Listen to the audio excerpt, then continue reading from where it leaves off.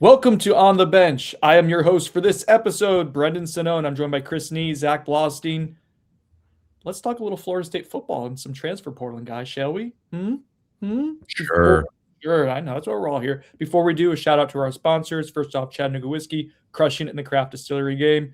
They do an amazing job with their entry level bourbons, but their experimental stuff's really good as well. Exquisite, really, for a craft distillery and at the price point, really hard to beat as well. Their distillery is really cool as well. If you're ever up in Chattanooga, would highly recommend you check them out. You can find it throughout the state of Florida, all throughout the Southeast at this point.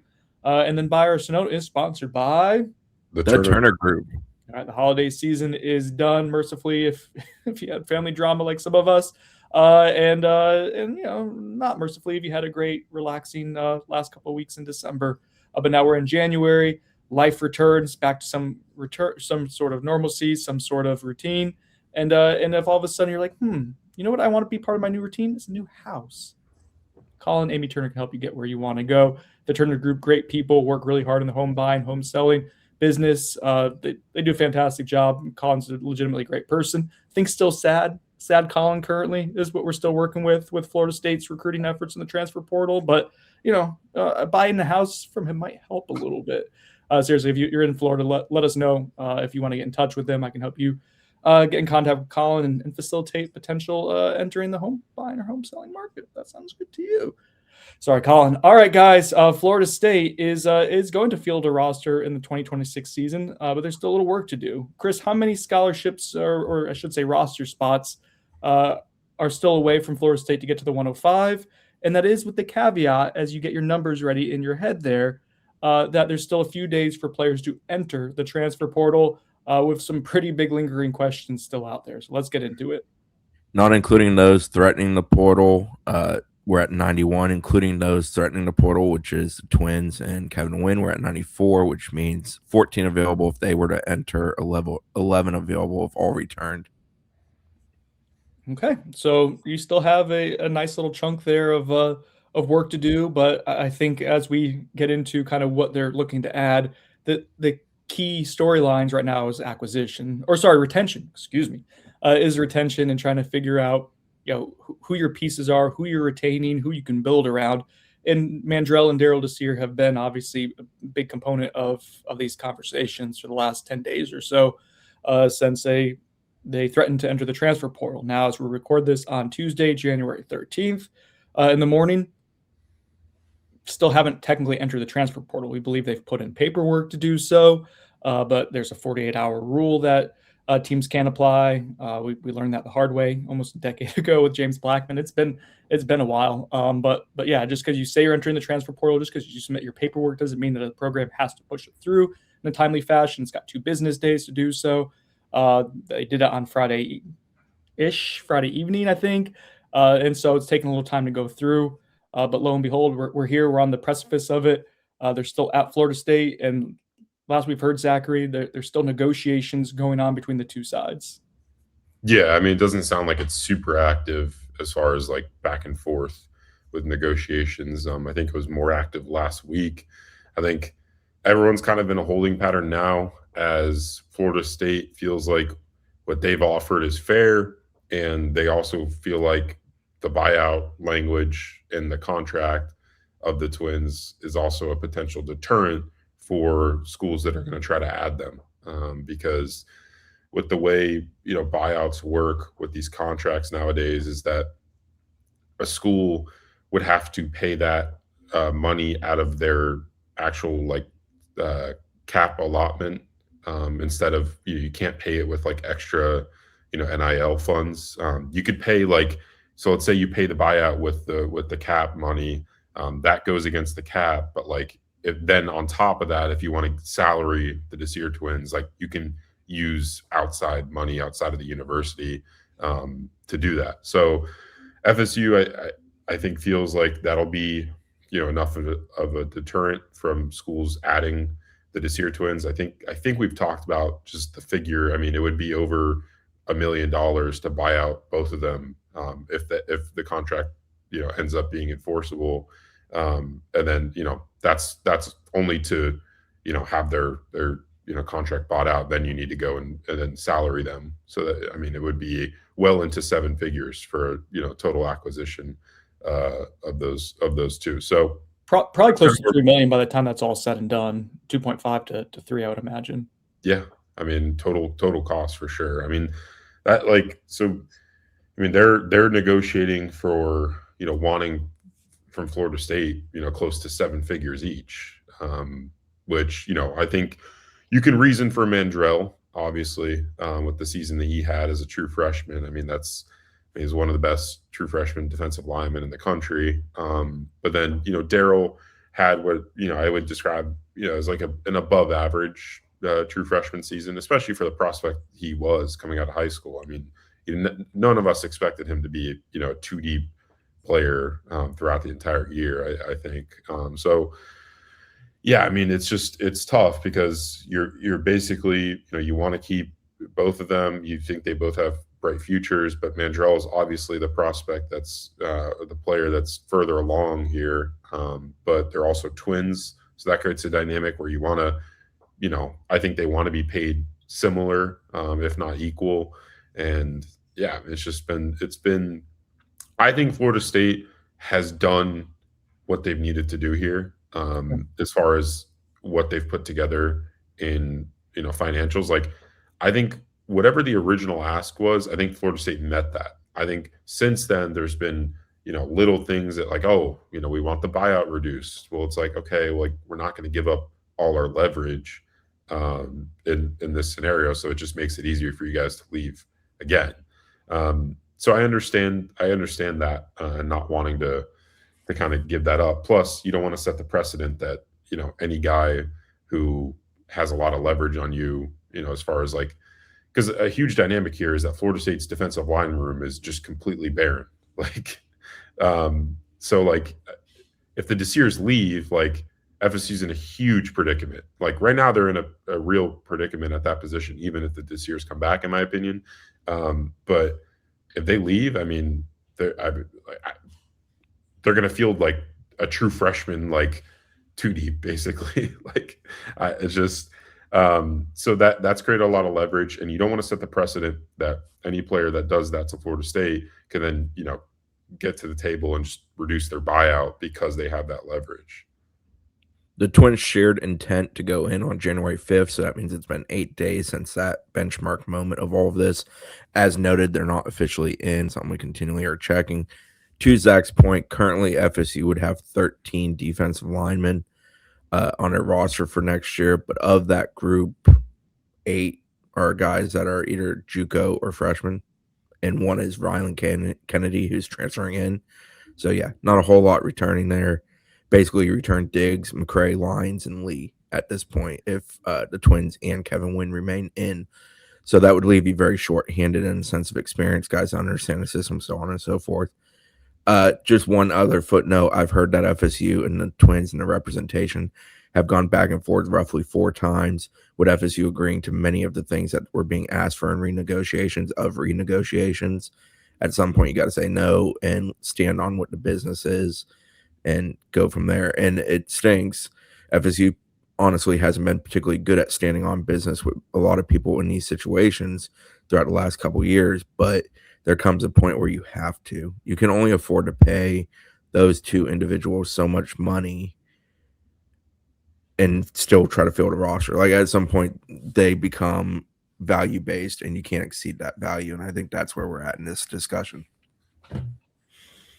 Yeah. And a huge dynamic here is that they like the money's kind of being held up in a sense. Like FSU's like, I mean, this is a topic that we can get into more in a more broad scale, but FSU's not operating with like a super competitive budget this portal cycle, as we hinted at going in.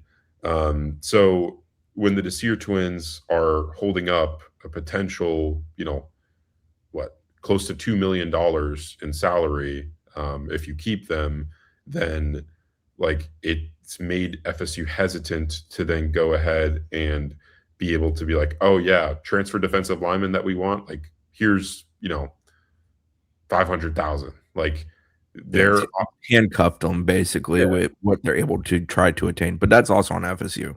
I Like agree. you're also grown up in the room. You got to make a decision at some point. Yeah. What is in the best interest of Florida State football and building a roster? They don't get away like scot-free from that. Like they need to make decisions and like because then there's also like the impact of like you bring a defensive lineman in, it's like okay, like if they were proactive about this right from the start, like okay, we're not going to let these guys hold us hostage no matter what the outcome is. Like go bring in transfer defensive linemen because it creates leverage for you. Like then you don't look like you're desperate, and then if you don't retain them, then you have no one. Like John Walker is essentially the only person they've brought in that you can hold on a level that you can say we'll replace you with this guy. And he obviously went to Ohio State. That's the only one essentially that happened since the moment this thing opened to when it went dead on Monday morning. I think that the issue with that, and I agree like with you guys in the sense that it doesn't seem like optimal business to allow this to drag on, right? To either like make a decision or don't. Limbo's not a great place. Purgatory is not a great place to be in any facet of life, business included. But part of the issue is to go ahead and attain anyone in the transfer portal with the upside of the this years. And I don't think I think those guys are closer to their ceiling than a lot of other, people in the media space or even a fan base do, but still they have upside to keep growing, and they showed enough as true freshmen, especially Mandrell, to give you, optimism that they can be impactful players throughout their college careers. I don't know how many of those type of guys, multi-year players, are available in the transfer portal with their upside, and hence why they'll be commodities if they did enter.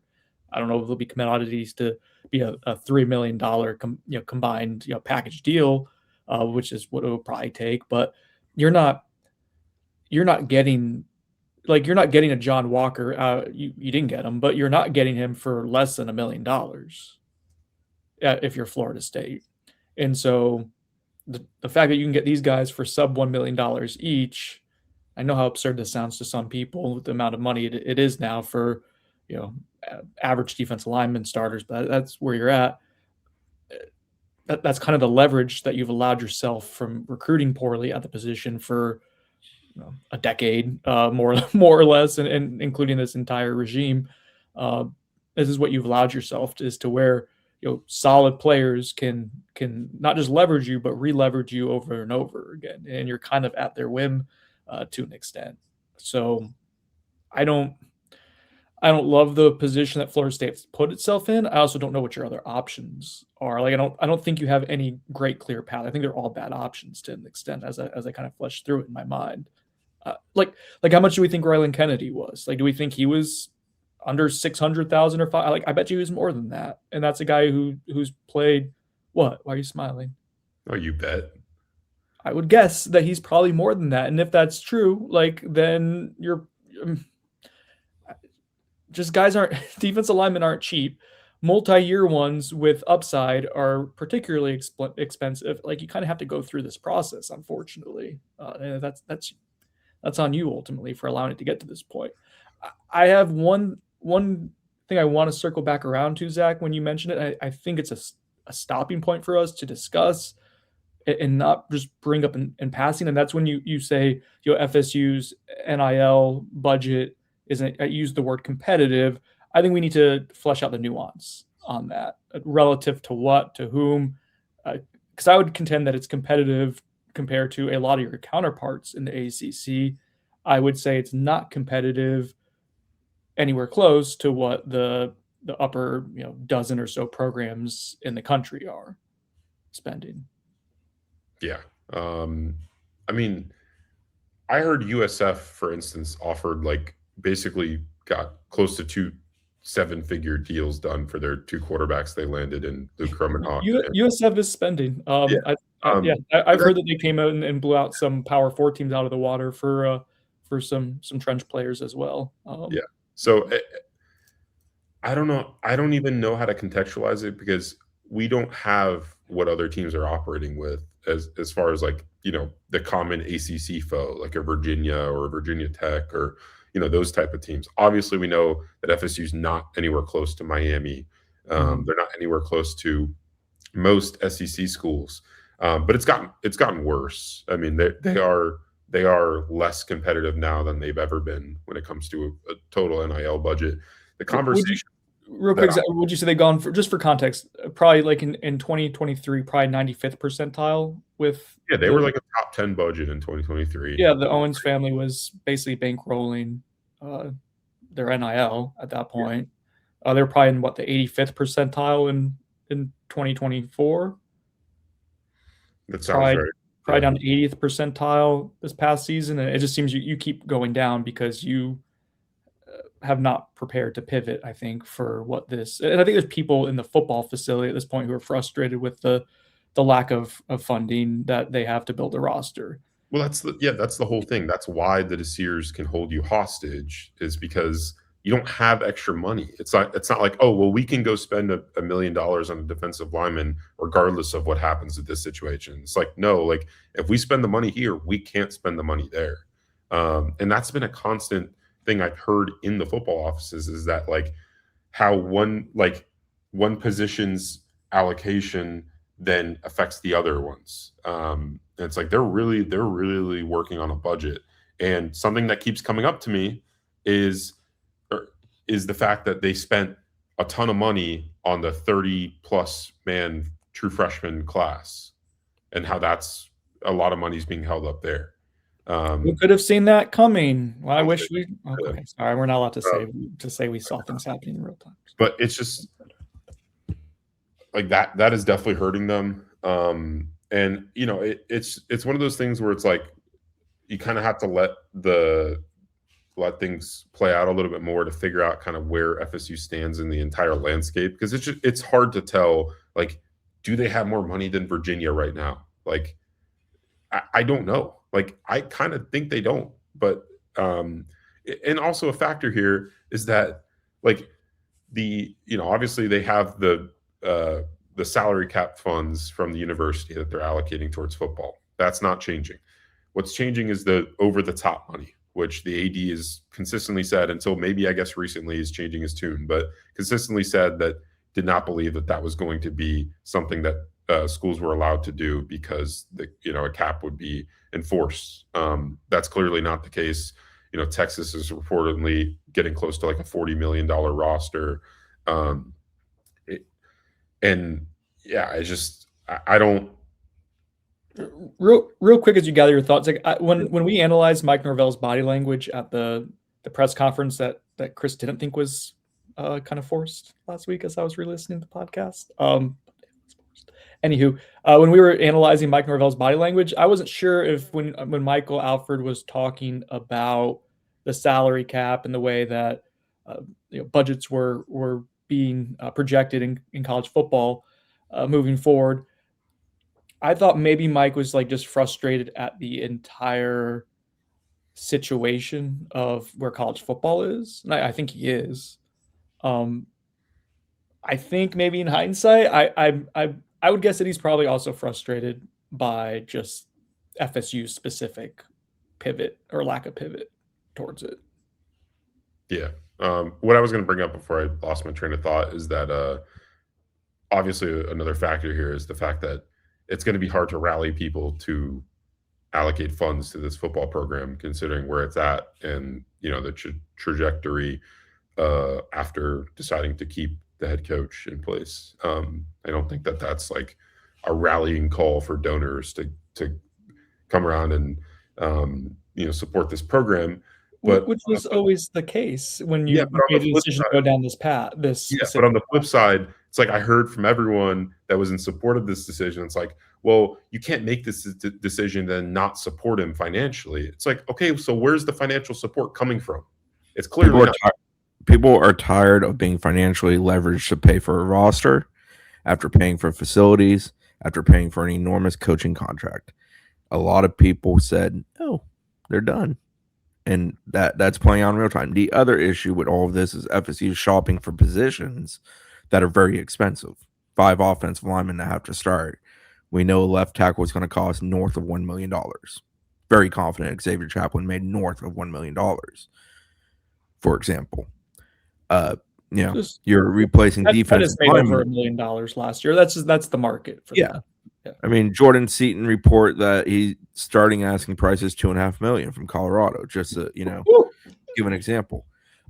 Then defensive line, not going to be cheap. Quarterback, they went cheap, but it's not a cheap position. And I'm sure Trey Wisner was not free. So, you got to spend money to attain players when you have to replace 14 guys who had starter level qualities for you, and you have 60 guys walking out the door because 31 high school players / a couple JUCOs in there, it's not going to do it for you. So, you've done a miserably bad job of developing a roster, adding players that you can have for multiple years that can contribute and keep you out of a situation where you're always having to be in the market and buy players. And eventually, when you don't have enough money, you're going to have to buy some mediocre players because you're going to have to bargain shop. And that's where FSU is, and that's where they're living. And that's why they're assembling a roster that's going to be probably the worst of the Mike Norvell era, excluding COVID. Yeah, and that's where this all feels, as I'm trying to grasp what you're saying, Chris, and try to figure out where I want to go with the conversation. Everywhere I go is a dead end to where I'm trying to explain how it could get better, or just the it's not going to get better. Step into it. Not going to get better. Oh, I don't think anyone is not going to produce a roster this season that's better than last season. I don't think anyone would 0.00% chance as an optimist around here. I don't think that's my reputation currently. It's more so, it's when you're describing, all right, when Zach's mentioning spending at a competitive rate, and you're talking about, Chris, the roster building aspect of it, and you're mentioning, say, a Trey Wisner. It's okay, let's say you found an extra $1 million. Who's to say that it would be allocated in a way that's efficient? That's why you brought in John Garrett and you brought in a front office, was to help with that scouting process. But right now you're bringing in a likely starting running back in Trey Wisner, and fans are wondering, well, what are you going to do with Usman Kroma, who you spent a large amount for? And I think Usman Kroma is probably wondering, what are they going to do with me as well? Because you spent a premium to get him for a signing day win and to use him as an RB1. And he was going through games in the back half of the season where he was getting 4 or 5 touches. And that's not what he signed up for. And so. Yeah, but doesn't that tell you something? I mean, isn't there a lot of things? Sure. Go ahead. Sorry. They spent a ton of money on a young man who they did not play as, so they spent a ton of money on the young man. And now they went and spent money on another running back who's much more proven at a collegiate level. So, yeah, I think it leaves it very open. Chroma's allowed to go take that job and be as good as he can be. I think I can speak for all three of us when I say that. We all think he's extremely talented and be a really, really good college back. But nothing FSU did in 2025 with Chroma indicates that they believe he is ready to be that back. Sure. And I think, and again, so that's they have to spend equal money for another guy in the room who they think can be that, and they hope. Then that circles us back around to the evaluation process of it, or the roster budgeting process. They're not very good at evaluations. That's a big issue. And then they brought in someone to help that a week before 2 days before the portal opened. Zach mentioned the 30 prospects that were brought in out of the high school level that your GM did not have any say in. We don't know if push comes to shove. It sounds like it's Mike Norvell has autonomy to make decisions, but how collaborative is it? I know that's what they're saying. There are, to me, we're not even getting into the Ashton Barker of it all or the EDA of it all. This all feels dysfunctional as hell, because it is extremely dysfunctional. Yes, every step around the corner. And you know what? No, I'm not going to do it. I'm going to control myself and my emotions here. The portal essentially opened on January 3rd. We're 10 days into it, 2 days into a dead period. So essentially there were 8 days of action. FSU did some really good things in those days. They did build a good offensive line. They made a quarterback decision, and it is what it is. They went and got a starter level running back. They retained a starter level receiver. That helps because they lost one in Luane McCoy. A good move where it's basically a 1-for-1. You're not losing 2. Tight end is what it is. They need to get a blocking one. I don't find anybody in that room to be appealing as a blocking option. Offensively, it's good. Defensively, it's miserable. It's horrible. That defensive line group isn't good. The linebacker group, they have gotten worse in a group that wasn't any good. And then you have the Barker situation. Let's go ahead and jump in there. I mean, Head coaches are either feared or respected, and Ashland Barker's antics and actions, accompanying plenty of other people and the things they have done here recently, indicate that neither fear nor respect exists in this machine. I got The ship thoughts on has this. sailed. Let's let Zach, the youngest of the trio here, explain what happened, because there's some of this that's over my head a little bit technologically, and then we can get into it. But yes, Chris, I'm in lockstep with you there, that the respect that is being shown towards the program and to the head coach right now by, I can't say all the players, right, but by enough of them, it's not great. Zachary, let us know what's happened on the TikToks these days.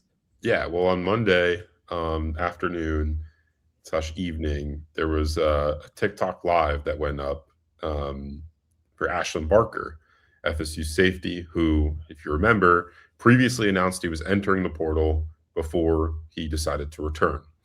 Well, it made it on our message board and on Twitter because he was saying on there that he was kind of like iffy on his decision to return because he was not feeling great about the pieces around him. He said, like, when I tuned in, I heard this. He said, as soon as I announced I was coming back, I thought like everyone was staying, and then as soon as I announced, everyone left. And then he brought up the fact that he was talking about the D-line recruiting in the portal. He's like, we keep bringing in all these DBs. Like, we need defensive linemen. Like, what happens when our top guys have to rotate out? Like, we're not going to have enough guys. Like, he's like, we're not going to have enough guys to go through spring practice. So that was part of it. I don't know this part. This was before I tuned in, but the original poster who put it on our message board said that he was taking calls from other schools, calling us a dumpster fire. He said he's still undecided. I did not hear that, and I have also not seen a clip that says that from the live stream. But I can confirm that some of the similar stuff was being said when I tuned in, and it sounded like it was more. He's being more open with it before I tuned in because he started to realize that it was getting out there. Yeah, I mean, it's insane. I think your point, Chris, is perfect here. I mean, it just goes back to the respect, right? It feels like no one in this football program respects Mike Norvell. There's just a general lack of respect for the head football coach of the program. And because if there was respect, this stuff would not happen. You would not have, players going on live streams. And there were also other players on there, like Jabril Rawls was on there, Smoke White, who's since transferred out, Edwin Joseph, Mandrell Desir was on there. Hearing all this, it's just like, what is I don't even know how to describe the culture in the football program right now. I mean, it's what culture? Yeah. I mean, that's it's what you're talking about now, Zach, is like the rash of like departures. I think there's this idea that's like, well, is it just money? And like, listen, like money speaks as much, if not more than anything in our world, right? Like, we're all gonna, if someone comes to us to double our salary, we'll listen to it. But it's beyond that, and it's the way players are leaving. I think the easiest way to look at it to tell you why it's not just money is look at what's happening on offense versus what's happening on defense. Literally, yeah. Literally every starter on defense or any promising player has leveraged you publicly for money. Whereas like offense, there's been a few, like LaWayne McCoy, right? Like they're Javon Boggs for a bit. But defense, it's like almost every starter or promising young piece that you feel good about and want to build around has like leveraged you publicly for money. Literally with almost no exceptions. No, I'm trying to think who hasn't at this point. But almost Blake Nicholson has quietly. The non-negotiation list. I think it was like essentially 11 players total on the team is where we landed. Chris has a non-negotiation list. Well, somebody asked that question like 3-4 days ago on the board. I'm like, that's not a bad question. It's a lot of the guys like the Max Redmond, Antonio Cromartie's of the world. As far as guys who were contributors last year, Antonio Cromartie Jr. said he would play defensive line. By the way, yeah. and I like that mentality. That's what they need. Yes. As far as contributors, I mean, defensively, Deontay McCray, Daniel Lyons hasn't publicly done it. We know he's had some discussions behind the scenes, but that's fair. You're allowed to negotiate as long as it's, within reason and respectable That's to how the it should be done. Like, right. fine, Blake go Nicholson, get, Darius Jones. Those are the main ones on defense, to my knowledge, off the top of my They've head. lost their entire special teams too. They've lost 2 kickers. 2. Bruno went to Mizzou. He went to JP, and Jacob, Jakob, did not know that till seeing the transfer portal entry. Jake Weinberg is also in the portal. So, yeah. Your punter. And Mac went to Texas, yeah. Mac got that done with efficiency. He was out at the gate and committed to Texas on January 4th. No, it's miserable. They're down 60 players, and yes, last year wasn't good, and there was plenty of guys that you don't need if you're trying to do this. But the issue is that they haven't had a plan to transform the roster and shift it, especially on the defensive side of the ball, and that's where the issue lands. And when there's not respect within the building by people that are still in the building, it's not going to operate well. You're going to have to be concerned about that infecting the younger ones that walk in the door.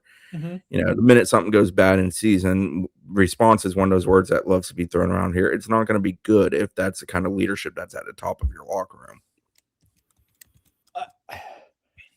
Sorry, I was looking up something to try to do some evaluation. I'll circle back around to Mike Norvell's words.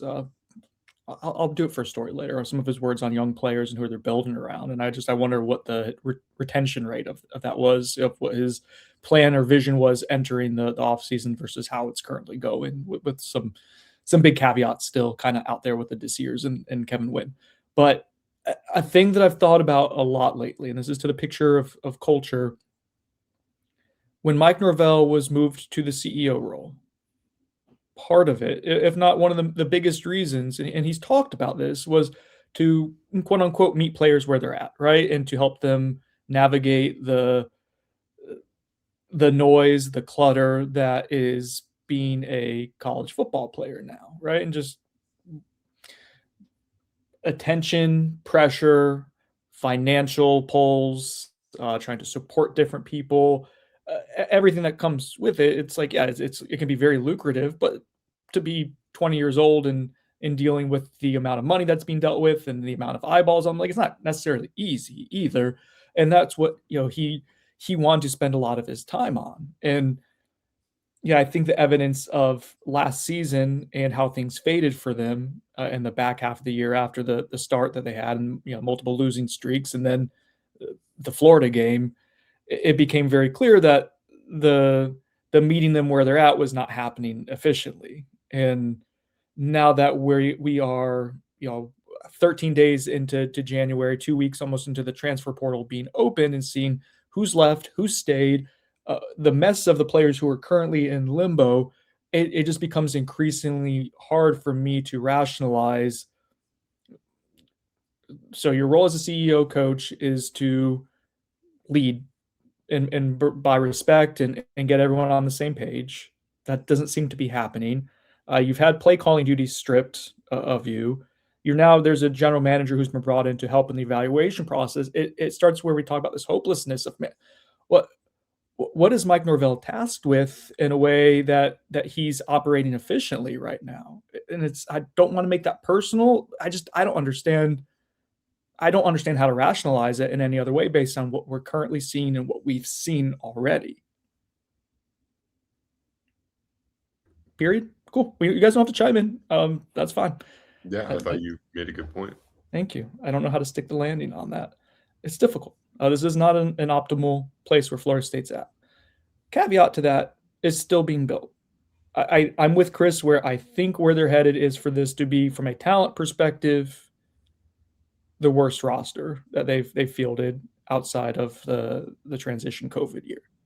That's where it's headed. That doesn't mean the results will speak to that, but I think your ceiling is pretty clearly hampered at this point, but they're still building it. And I think this will be the transition point of what we talk about now, is what it kind of looks like right now and what still needs to be added for this to be a, let's just say, competent roster. Let's say if you're trying to get to 7 wins, 8 wins, and just be respectable, which is something you haven't done in 2 seasons now. How does that happen? Offensively, we have a bit of an idea of what they're going to be, right? I think we actually have a pretty good idea at this point. You have your starting quarterback, Nash and Daniels. I feel my way about it. I know some people have, like, this is a point that Bud's talked about on the Cover 3 podcast, and that's under a Gus Malzahn system. You don't need a dynamic passing quarterback. You need a good running one. So playing within a budget could make sense with what your allocation is. My pushback to that would be, yes, you don't have to get an elite passer. I think there's more capable running quarterbacks that you could have, if you were in a better financial state or had a better product to sell, that you could have allowed yourself to go ahead and get. Like, there's better dual threat quarterbacks out there historically than Nash and Daniels, just what his current 1-to-1 touchdown interception ratio is. So just because, like, I feel like that's settling basically, but you have to play within the budget you have, and maybe you found some value there within the margins.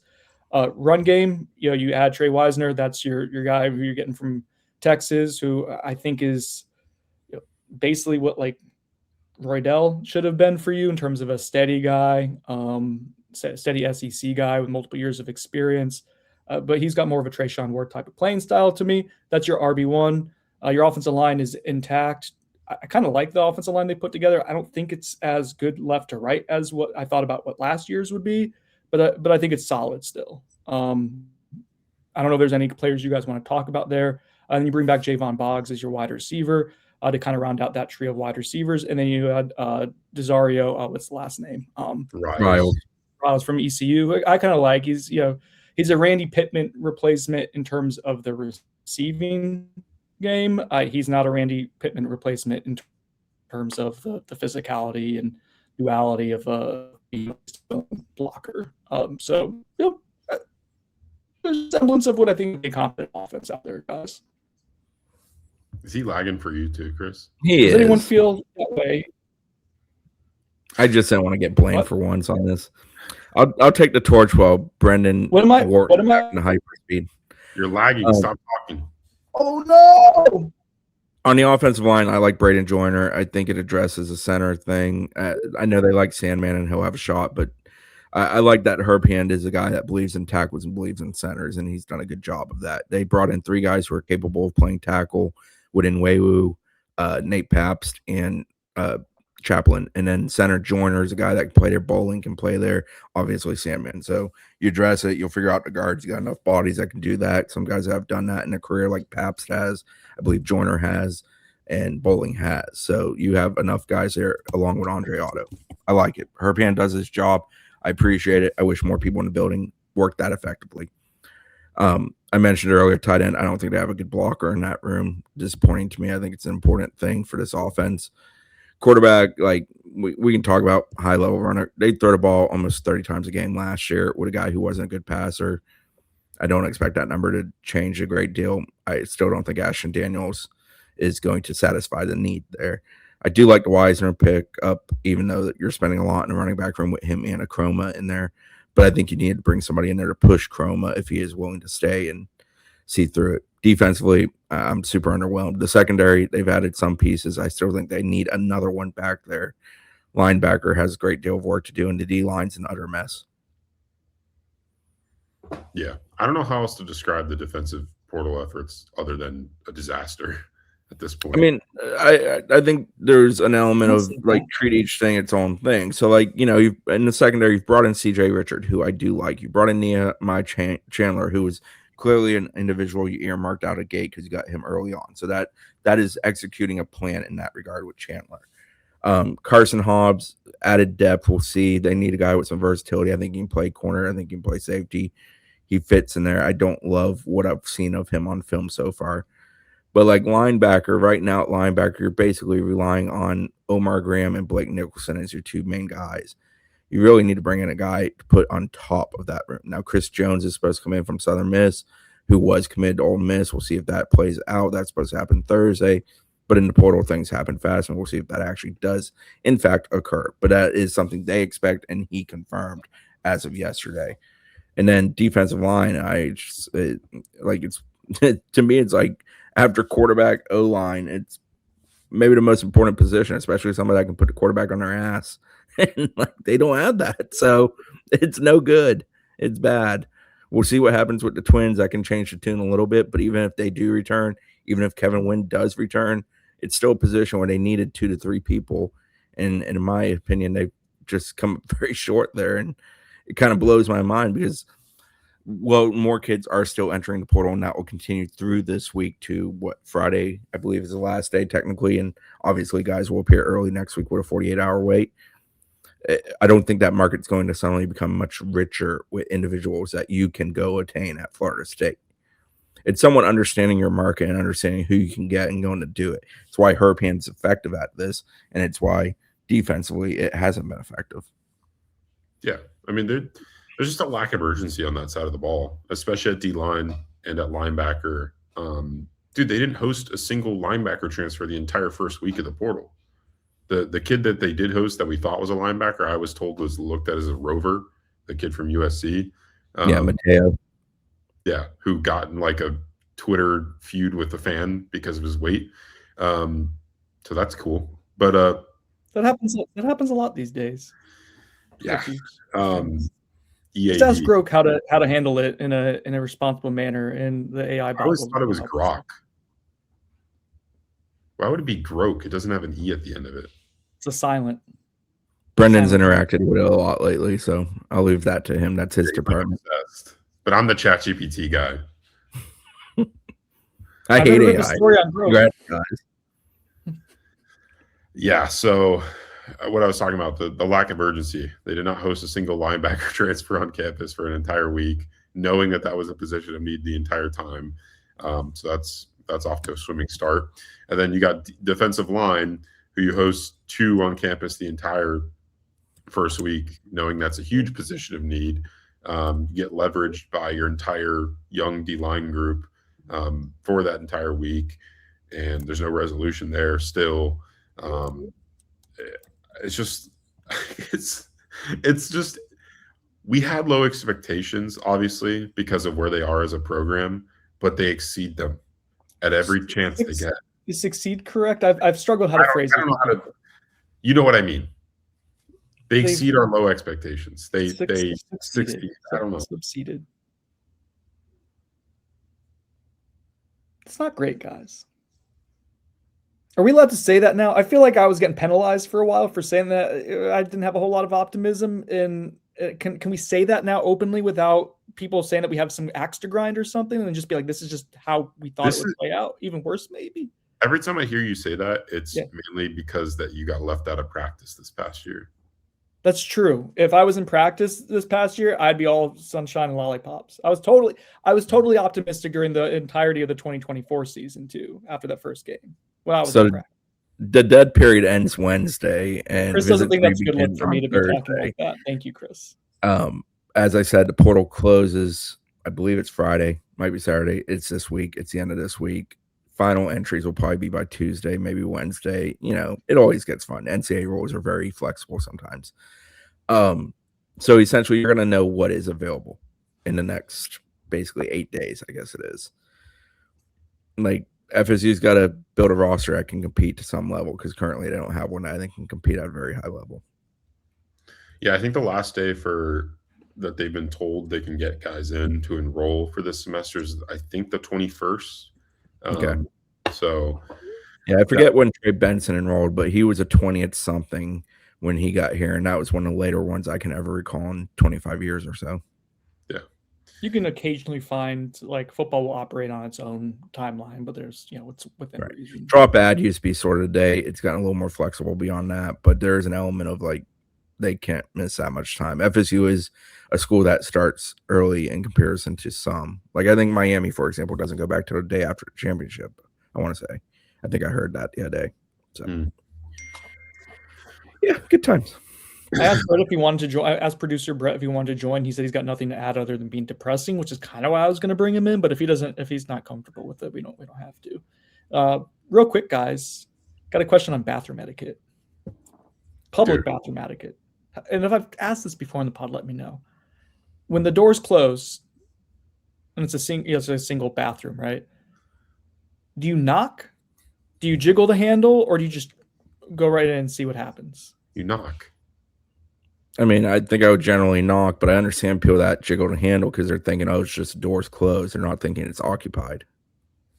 I used to knock, and then my buddies gave me crap about it because they're like, "Oh, you're gonna make someone give them the indignity of having to be like, someone's in here." And I thought about that. I think that's far better than opening it up though, and someone's sitting on the Yeah, it's like to me when I'm in there, it feels way more intrusive. Like if someone's trying to open the handle, it's like, oh, they're trying to like break in. I'll sometimes do the one hand on the handle, one hand knocking. Oh, that's good. I like that. That's Chris, that's a really good move. I'm at least firing a warning shot for both of us, so we don't have an international incident. What do you do on the other side of it if someone knocks?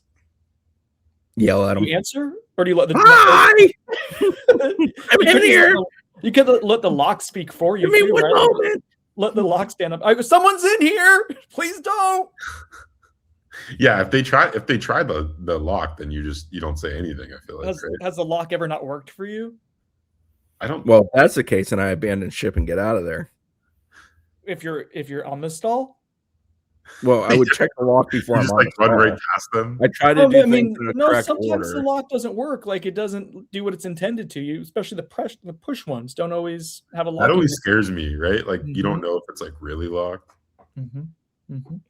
Just some food for thought there. I think we're all kind of on the same page of what's appropriate. I like just a jiggle at this point, and then I'll start to open it slowly. But it's not the ones who come in aggressively and just psychopaths. You're psychotic. Don't do that. That's weird.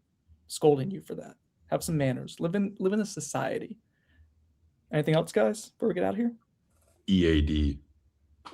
Oh God, I forgot about that. Even having a lot has happened in a week. It's kind of amazing. Like I was trying to remember what had happened since our last podcast, so I went through quickly this morning. And when did we last record? Was it last Monday? It was 6 days ago, apparently, according to YouTube. It was the day after Ashton Daniels, I think. So it was Wednesday. Oh, so we were only getting a taste of what was to come. It was a Tuesday or Wednesday. Okay. And it feels like 2 or 3 weeks have gone by since then. Yeah, Ashton Daniels happened on the 6th, so we probably recorded on the 7th. That sound right? Yes. Yeah, I think we were waiting on his decision.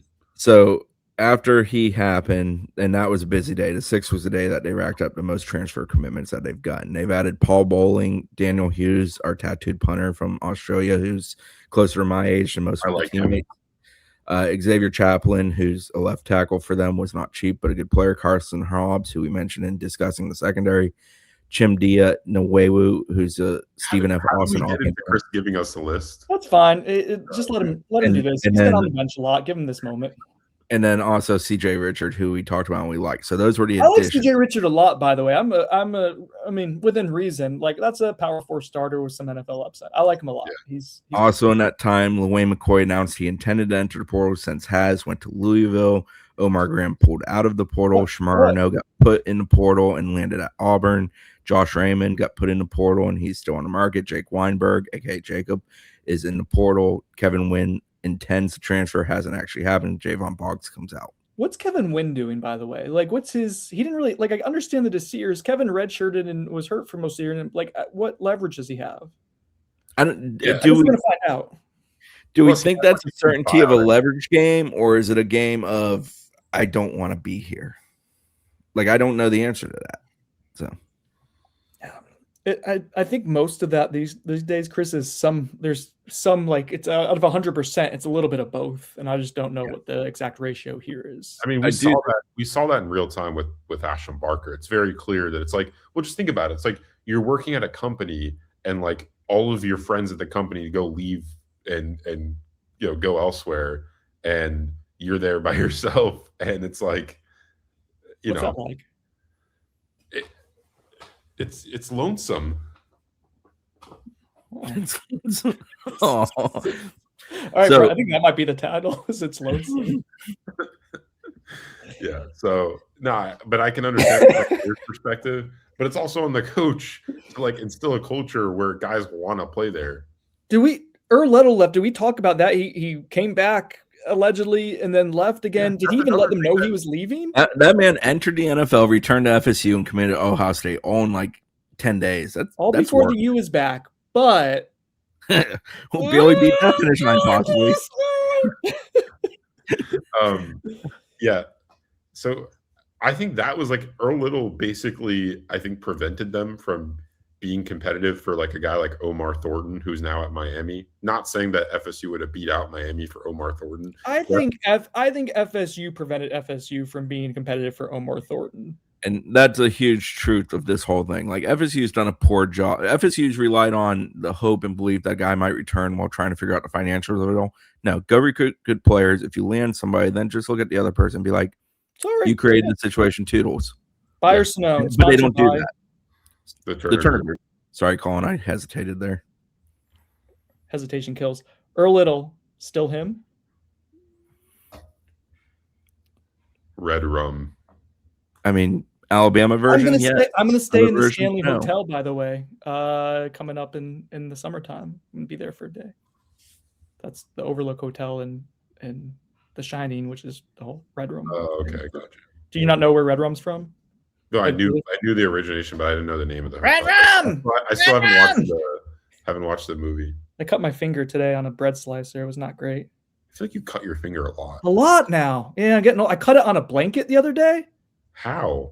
Well, the blanket was still in its packaging with the cardboard around it, and then I grabbed the blanket and I sliced my finger open before yoga. That might have been the lamest thing I've ever said on this show. There might be, yes. Thank you, Brett. Do you want to come, Brett? Do you want to join us and do that? No? Okay. Producer Brett really doing a great job on the back end there. We done now? Is this it? We're good? The other thing that happened was DeMond Lewis departed the signing class. So the signing class is now 31. I never did a BS scouting report. If a DeMond Lewis falls in the woods and doesn't make a sound, was he ever here to begin with? He did not academically qualify. Is that what happened? He was supposed to be an early enrollee. Oh, were you asleep by then, Brennan? He probably.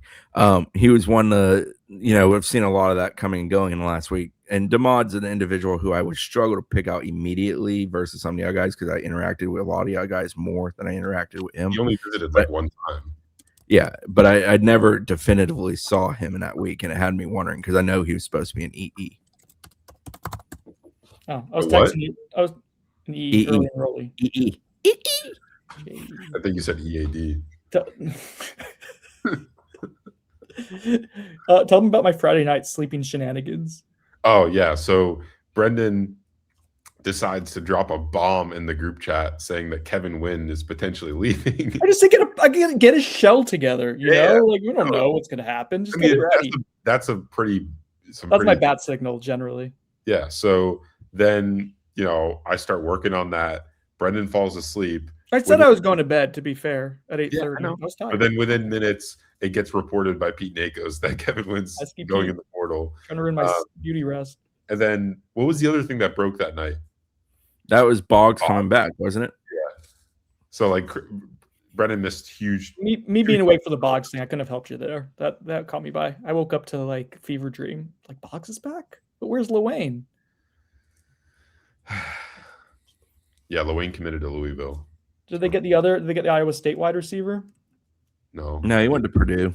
I'm glad they entertained the guy who quit on Gus previously. Hey, Brett, producer Brett, hi. Brendan texted us at 8:12 that night. He was going to bed. After texting us about Wynn at 8:04. Can we get like a poll or something? Like, how old are you, Brendan? I mean, legally 37. Internally, I don't know if I did one of those tests. I don't want to know how old I really am. I think I'm past my midlife. What is the percentile of 37-year-olds who go to bed before 9 p.m. every night? Like in the first, I'm probably like in the 0 to 5th percentile, right? If we're going that side. Okay. Yeah. You're not. I was awake at 3:45 this morning. I got into 2 CFB video games and was awake long enough to see Brett just come out of nowhere for another Florida prospect because apparently just Louisiana and Florida are great pipelines for you guys. It's fun. Good. Yeah. You can't let him out on the state. We're doing some sneaky moves on Brett in the dynasty. Let's just say that. Sneaky moves. What's happening? There's some good prospects that Brett's not in on. He's going to go and start searching for everyone. Too late. I think Brett goes through and sees. Oh, he's leaving now. I think Brett goes through and sees who I've offered and then goes through and scouts them. Because he knows they're going to be easy wins. Yeah, he does. He knows that I do a great job scouting. If I've offered someone that's an He's instant, smiling. yeah, he knows. He knows what the hell's happening. I keep the guys that are in my pipeline on my board. Dude, you have like 5,000 guys in your pipeline. You're in Florida. I keep my 4 stars that I like on my pipeline, and then if I see you guys has offered them, then I offer them. Because I know you. So I was correct to an extent, to a pretty large extent. I kind of figured that was happening. Cool. Thank you for your scouting I'm service. over it. No, I'm over it. Brett, eat a